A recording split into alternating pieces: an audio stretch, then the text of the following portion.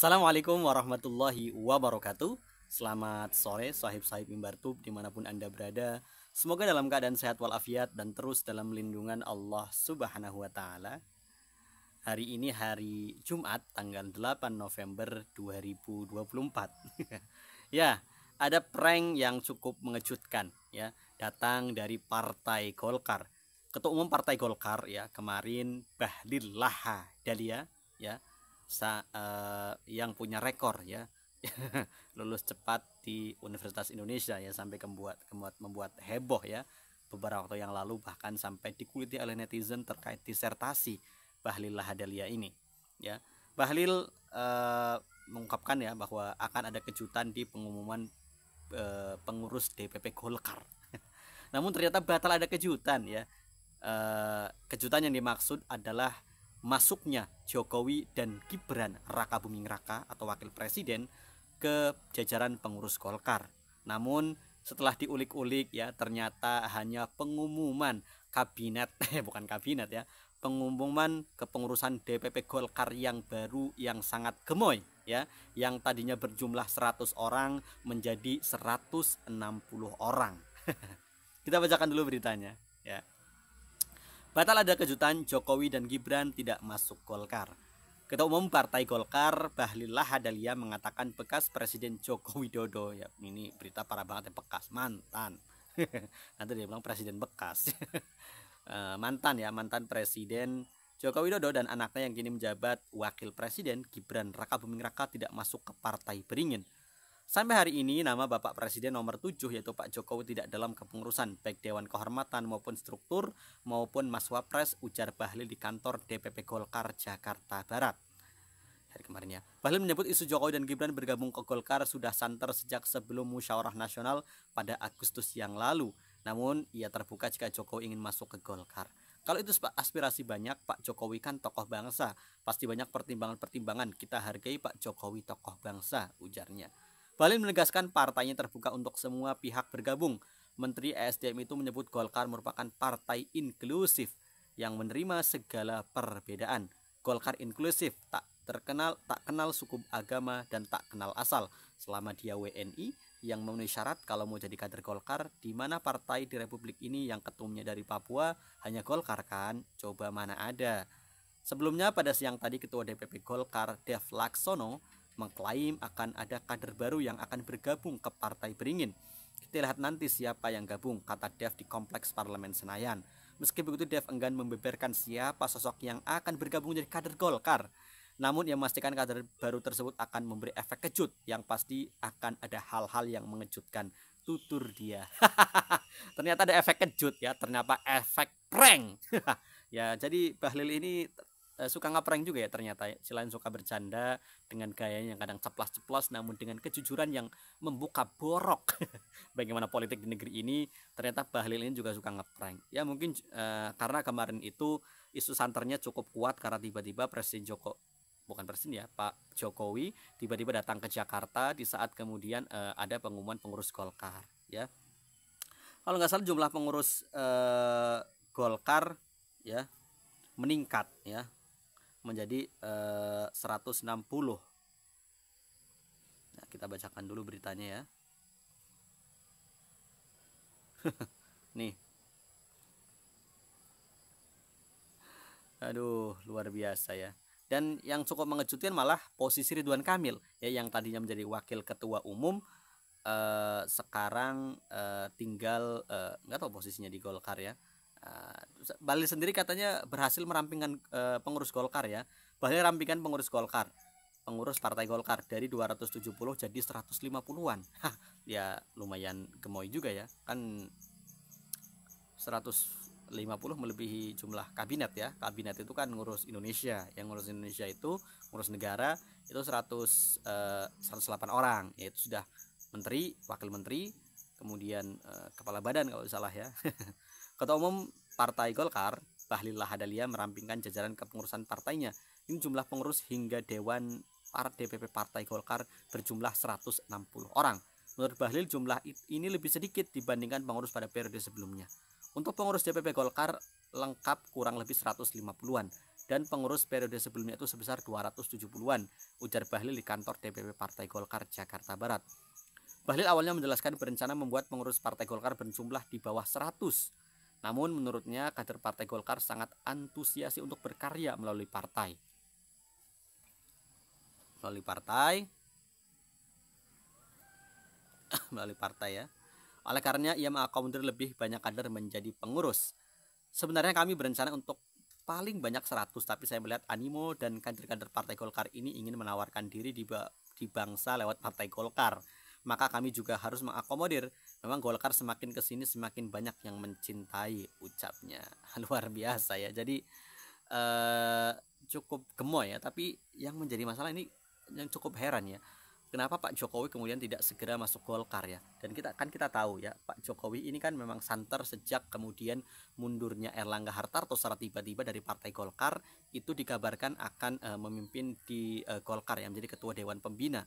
Namun yang kemudian menjadi ketua Dewan Pembina malah kalau nggak salah siapa ya? Siapa ketua Dewan Pembina itu dijabat oleh bukan Erlangga, siapa namanya? Ya, kalau nggak salah itu, kalau sebelumnya kan Agung Laksono ya. Kita lihat ketua Dewan Pembina Golkar itu Abu Rizal Bakri ya. Oh masih Pak Abu Rizal Bakri. Oh iya ya. Oh ganti, lupa ya. Yang kemudian menjadi PLT Golkar dan mengurus Munaslup ya, yakni Agus Gumiwang Kartasasmita ya, yang sebelumnya menjabat sebagai Menteri Perindustrian dan sekarang masih Menteri Perindustrian. Luar biasa ya. Dan tadi termasuk posisi dari Mas Gibran Rakabuming Raka yang juga akan masuk ke Partai Golkar. Namun sampai ini juga belum belum ada tanda-tanda ya, entahlah ya ini langkah politik apa ya. Kalau kemudian Projo yang baru menjadi partai politik dan Jokowi menjadi ketua umumnya juga akan repot ya, karena untuk menembus Senayan ya dengan ambang batas parlemen 4% sangat sulit ya. P3 aja terlempar ya. PSI anak partai ini oleh putra bungsunya Kaisang Pangar pun tidak lolos ya karena banyak mata yang mengawasi terkait lonjakan suara dari PSI yang secara tiba-tiba. Dan kalau kita lihat, kalau kemudian Pak Jokowi ini masuk membentuk Projo, dibentuk menjadi partai politik, ya akan sangat sulit ya, karena agak lucu ya kemudian partai Projo bersaing dengan PSI. Ini akan sangat sedangkan PSI sendiri sudah mengusung Jokowisme. Artinya paling mudah bagi Jokowi itu masuk ke PSI menjadi ketua Dewan Pembina ya, ketua Dewan Pembina atau ketua Dewan apalah ya di posisi di PSI Dewan Kehormatan yang memungkinkan ya. Kalau kemudian membentuk Projo itu akan sangat sulit karena pasti akan bersaing dengan Kaisang partai Projo ini. Ical dari ketua Dewan Kehormatan, Agus Gumiwang di Dewan Pembina. Ya, Ketua Umum Partai Golkar Bahlil Lahadalia juga mengumumkan susunan Dewan Kehormatan serta Badan Penelitian dan Pengembangan Partai Golkar. Dewan Kehormatan Partai Golkar dipimpin oleh Abu Rizal Bakri atau Ical. Bahlil awalnya menyampaikan bahwa ada banyak orang yang mau mengabdikan diri untuk bangsa dan negara lewat Partai Golkar. Dia menyebutkan ini pertanda Partai Golkar makin dicintai. Golkar semakin kesini ya, itulah intinya itu ya.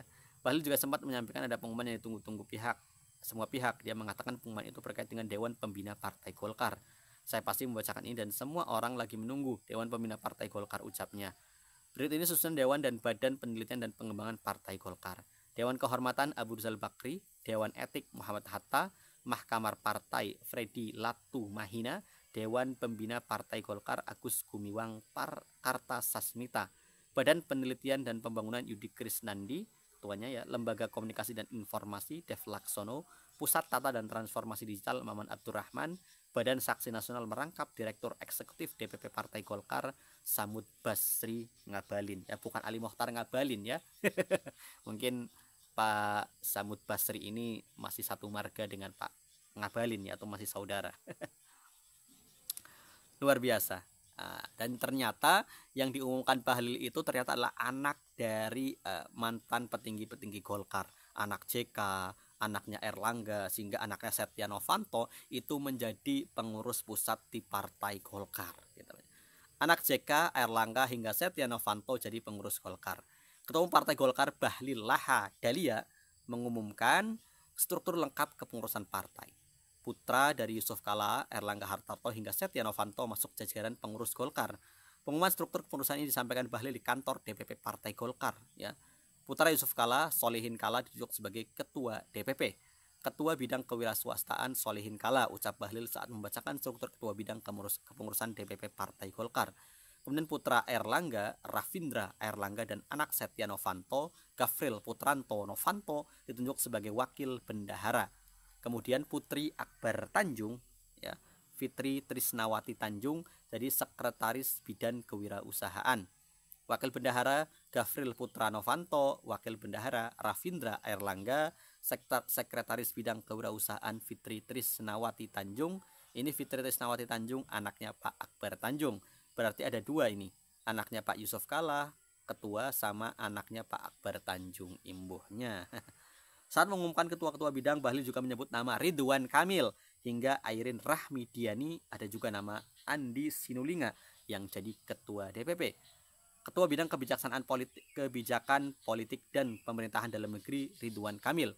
Ketua Bidang Kebijakan Pertanahan dan Reformasi Agraria Airin Rahmidiani. Ketua Bidang Kebijakan Kesejahteraan Rakyat Andi Sinulinga, ungkap Bahlil. Bahlil pun memastikan pemilihan para pengurus di atas dasar pertimbangan berbagai aspek. Bahlil menyebut susunan kepengurusan ini juga sudah memperhatikan masukan dari organisasi hingga organisasi sayap partai. Ya, intinya luar biasa ya. Ternyata nama Ridwan Kamil masih menjadi ketua DPP dan intinya ya gagal ada kejutan terkait posisi Jokowi dan anaknya Gibran Rakabuming Raka. Apakah Partai Golkar sendiri tidak mau mengambil risiko ya dengan kemudian misalkan memasukkan Jokowi ke dalam susunan partai atau seperti apa ya, karena sejak awal kita tahu ya mundurnya Erlangga Hartarto yang kemudian berbagai spekulasi termasuk ancaman 11 sprindik ya yang tinggal diumumkan jadi tersangka ya sampai kemudian pengunduran dirinya dilakukan di tengah malam ya menjelang jam 12 malam dengan video singkat ya bahwa dirinya mundur. Kemudian tiba-tiba langsung ditunjuklah ya pelaksana tugas ya, kemudian ditetapkan akan diadakan musyawarah nasional Munaslup luar biasa di tanggal 20 Agustus saat itu yang kemudian akhirnya menghasilkan calon ketua umum tunggal Bahlil Lahadalia yang sebelumnya juga ada Ridwan Hisyam ya, salah satu dari pengurus Golkar yang mengirimkan surat ya, agar Jokowi menjadi ketua umum Partai Golkar. Namun ternyata surat dari Ridwan Hisyam itu tidak hebohnya sudah terlambat ya. Namun kemudian Ridwan Hisyam juga maju sebagai calon ketua umum Partai Golkar namun tidak memenuhi syarat dan akhirnya hanya calon tunggal ya, yakni siapa namanya Bahlil Lahadalia. Cukup menarik memang ya. Dan kalau kita lihat langkah Jokowi memang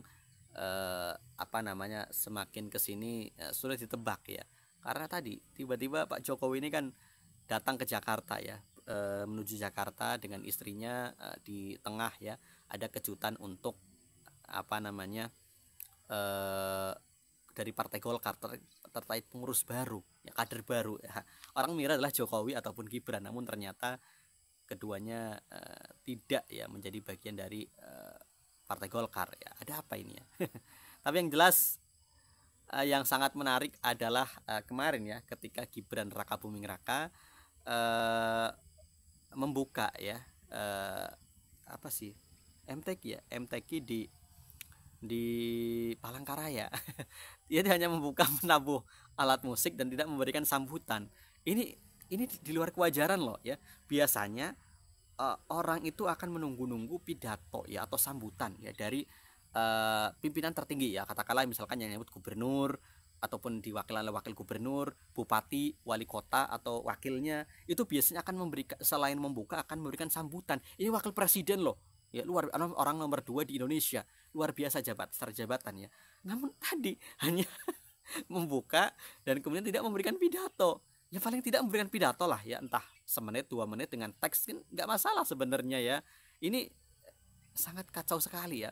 Ini timnya Pak Wakil Presiden apa tidak punya kemudian untuk teks pidato ya, Atau mungkin ya Mas Gibran mungkin ya tadi ya lah ya, Tom Lembong dilepaskan saja, suruh kemudian direkrut menjadi penulis teks pidato Mas Gibran. Tapi kalau Tom Lembong yang nulis pidato di acara MTQ juga nggak agak itu juga ya, karena Pak Tom Lembong itu non muslim ya, nggak mungkin juga ya. Tapi agak aneh juga, ini tim-timnya tim horenya Gibran kemana? Masa sih sekelas ya pembukaan MTQ tingkat nasional ataupun provinsi itu beliau nggak memberikan pidato, ya paling dia pidato lah 1-2 menit ya, ataupun ya ngomong apa kek ya, masa sih nggak ada pidato sama sekali ya. Orang biasanya kan ya basa-basi lah pidato selamat, kemudian agar kemudian ini bisa menjadi apalah gitu lah ya, apa saking demam panggungnya hingga kemudian cuma menabuh alat musik. Kacau memang ya. Tapi banyak netizen yang berkomentar ya, mungkin Mas Gibran sadar diri kalau ngomong takut salah, takut kepleset lagi kayak asam sulfat atau apa. Tapi yang jelas lucu ya, sekelas wakil presiden pasti punya tim lah untuk kemudian menyusun pidato singkat atau apa ya, jadi agar tidak kikuk gitu loh. Ini malah nggak ada pidato sama sekali ya. Jadi ternyata pengumuman pengurusan Partai Golkar kemarin hanya prank dari Bahlil ya, tidak ada nama Jokowi atau Gibran atau kejutan yang lain ya. Hanya ternyata pengumuman pengurus DPP Golkar yang gemoy ya, walaupun diklaim sudah merampingkan ya, karena tadinya 270-an ya di periode sebelumnya, periode Erlangga, sekarang tinggal 160 ya, artinya lebih ramping ya, dipangkas sampai 110 orang. Luar biasa ya. Terima kasih yang sudah menonton video ini. Wassalamualaikum warahmatullahi wabarakatuh.